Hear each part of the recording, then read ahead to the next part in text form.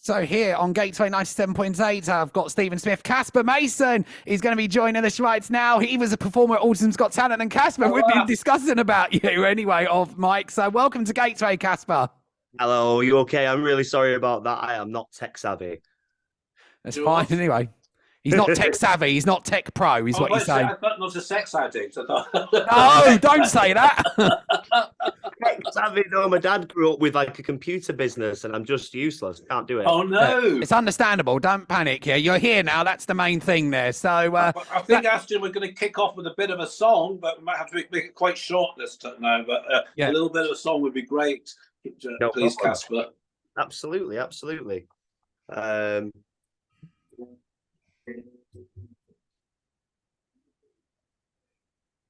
Now see you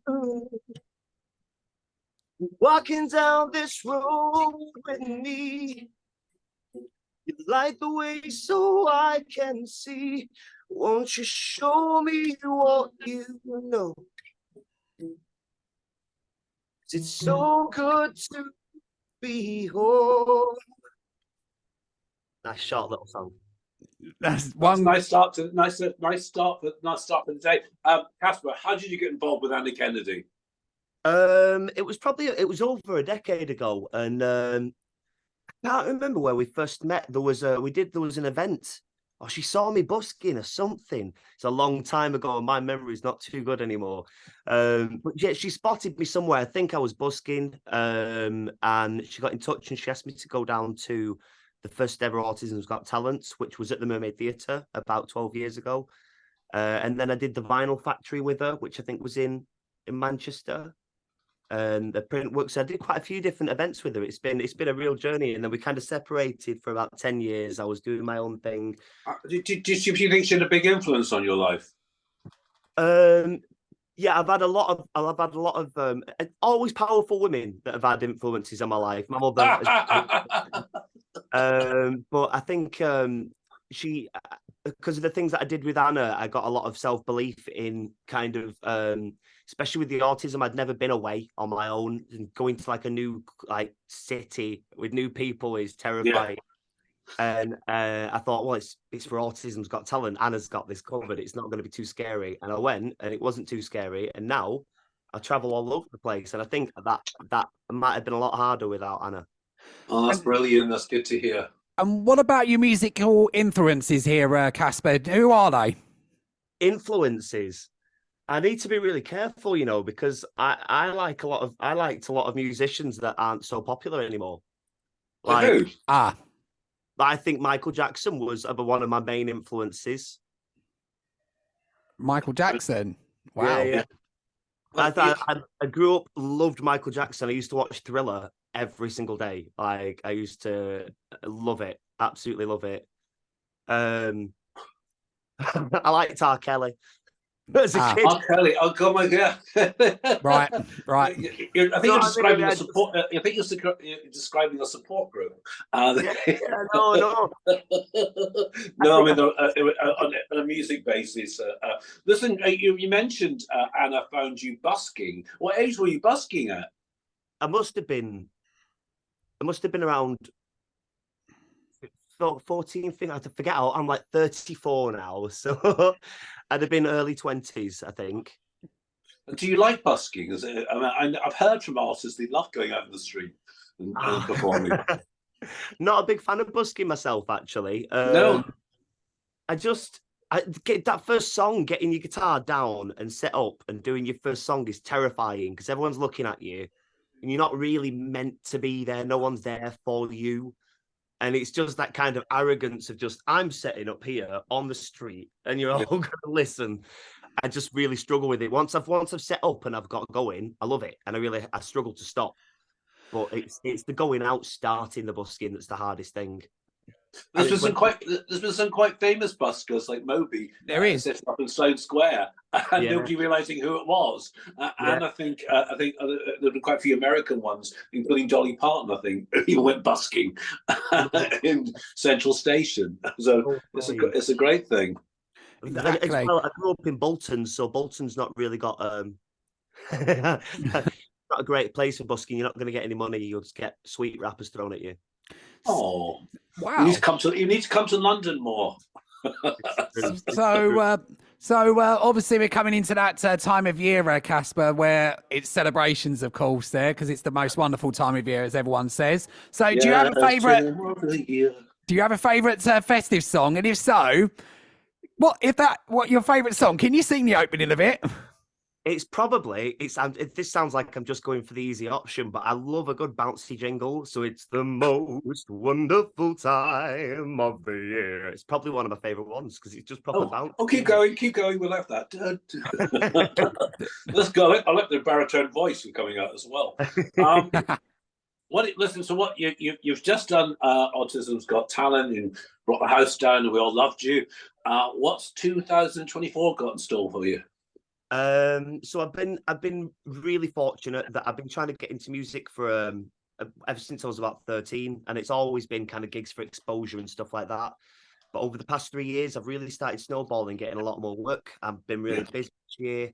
For next year, my goal is to cut down the amount of hours, but still make the same amount of money. So I'm aiming for festivals next year. Yeah, wow, that'll be really good. And if there was a reality show out there like what we've had with X Factor and obviously currently The Voice right now, there, what would you go on a reality show like them? Are they running the music? If so, are they running the music industry as well? Oh, interesting question. I would definitely go on a reality TV program. I just think autism, it's like people with autism, especially ones that are just straight talking and I don't have much of a filter. I just say what is on my mouth. And it's normally quite funny for reality TV shows. I'm not sure understand what you mean by them ruling the music. Ruining, it's ruining anyway. A lot of professionals think they ruin the business, and it's an easy fix. They've not done their apprenticeship, and they go straight into panto, and they go straight into this. So there's a bit of an outcry. I can see it affecting panto and stage stuff like that, rather than kind of. I can't think of anyone that's been on like a reality TV show that's turned up to be like a professional singer-songwriter. Yeah, absolutely.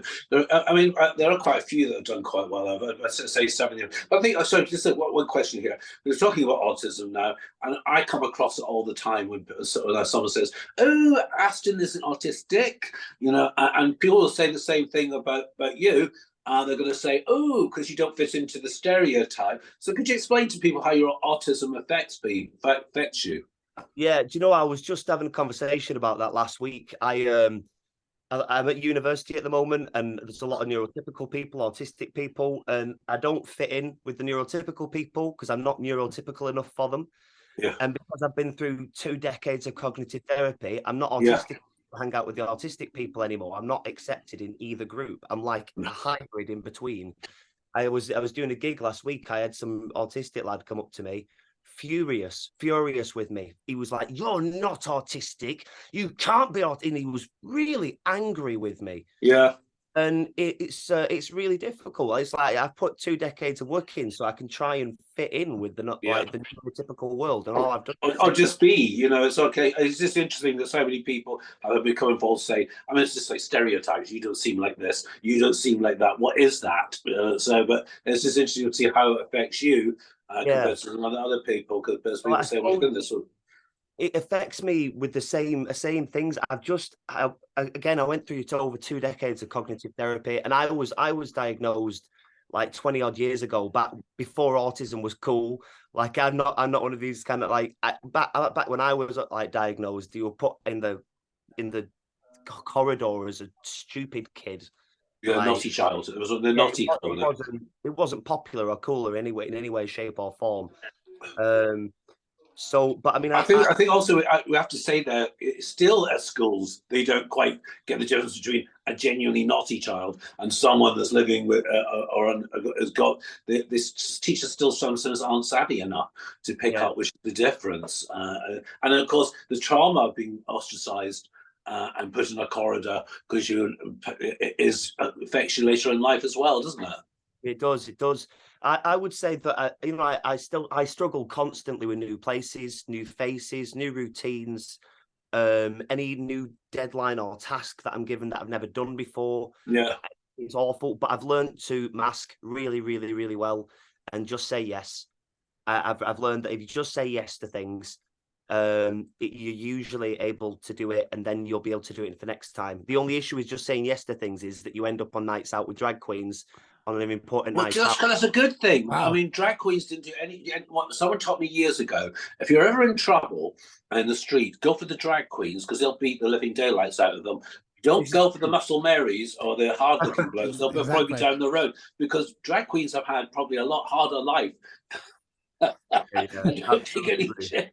And that another thing, I think Stephen might have asked this already. Is there anyone out there you like to duet with, and if so, why? To duet with? Yeah. Ooh. Like Dolly and Miley, Madonna and Britney, Casper and. Oh. I do know. I like Lewis Capaldi as a person. I just really like Lewis Capaldi. I think he's got a great tone of voice as well. Yeah, he's got really good voice.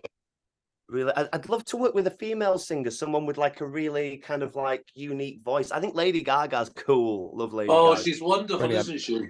She's really, really good. Well, Aston, who would you like to duet with, Aston? Oh, I think you're putting me on the spot now. There, so I think it'd be great with Lady Gaga. Aston's got. I don't know if you heard. He's got a great singing voice. It's really good. I keep that quiet. No, you don't keep it quiet. You're really good. I'll sing it out for you. No, is that? Well, I'm trying to think what to do now. So there you go. Is that snow is falling all around me? I'll do it. I'll leave it like that anyway. Or the other one you got. It's a beautiful day and I can't stop myself from smiling. There you go. That's one of them. I just don't like the Slade song. And here it is. It's so aggressive. Right. I really don't like that one. my guitarist on my album is Noddy Holder's son, Django Holder. I'm sure they're lovely people. I still like the song. I was a T-Rex fan, not a Slade fan. I need to write a Christmas tune because that man gets royalties every year. Just me too. They make a fortune. Here it is, Merry Christmas. Yeah, cool. Right. So anyway, listen, we loved having you on. I'll let Aston take over here. Aston, go on. No, I'm not taking over. So how can our listeners find out more about you, Casper? I am all over the shop. If you just check out Casper Mason on Instagram, Facebook, Spotify, iTunes, everything. I've got a charity single out with an 8-year-old girl and some other kids that are singing, playing piano, doing instruments. It's beautiful. 100% of the money from that goes towards young carers that are looking after the parents. What's that called? It's called Growing Older by Casper Mason. It's available all over Oh my God! Well, is it out now? Yeah, it's been out for quite a while, to be honest. How do you get hold of it? So it's on iTunes and Spotify. It's called Growing Older by Casper Mason. It's got 3 little kids performing in it as well, and all the lyrics were lyrics that I've used from the perspective of young carers, kids that are looking after the parents. Well, listen, we'll get the link for that. We'll put it underneath the YouTube video, which goes out with you on it. And please, if you're not in RuPaul's Drag Race next time next year, come on again. We'd love to have you. Absolutely. Great to have you on, Casper. And thank you for joining us on Gateway. And we'll have you back on in the near future as well. Amazing. I'm sorry I was late, guys. All the best. Thank you.